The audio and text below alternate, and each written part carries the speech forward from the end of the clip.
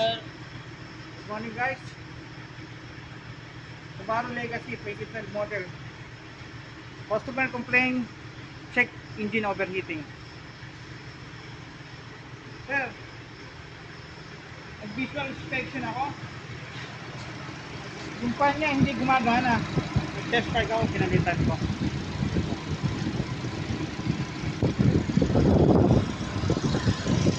Guys,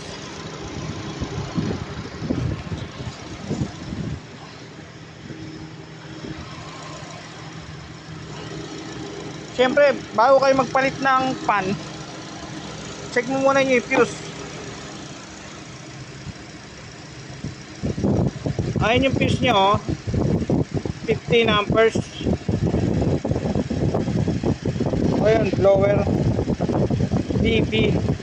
ABB blower. A.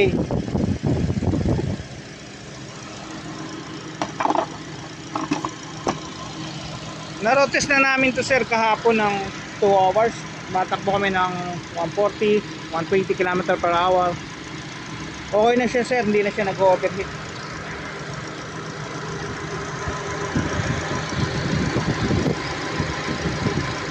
Ito yung luma niya sir. Pantest part ko lang sir yung kinabit ko para makasigurado. Tapos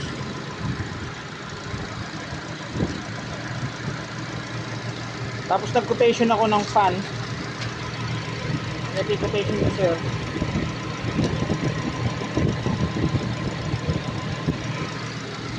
Okay na siya sir, na-approvehan na ng customer. Nag-order na ako ng bago. Hihintay ko na lang.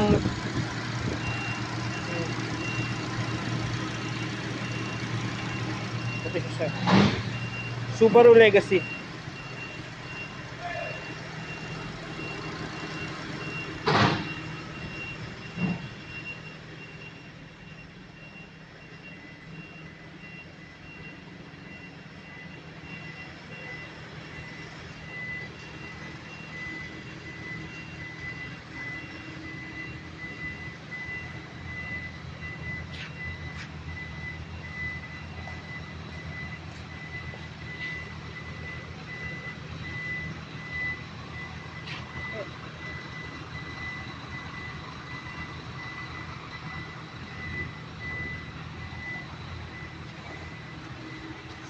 Sir, maraming possible cause ng overheating. Pwedeng radiator, pwedeng fan, pwedeng yung takip ng radiator, pwedeng coolant sensor, pwedeng ring water pump.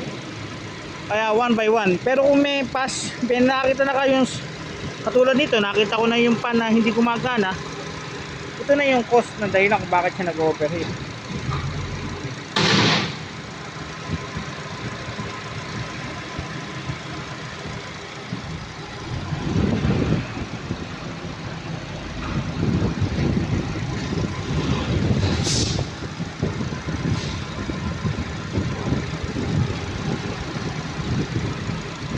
Ano siya sir, hindi yung ano niya, indicator light lang ng sign ng overheat. Hindi katulad ng iba na may gauge siya. Guys, thank you for watching. Bye.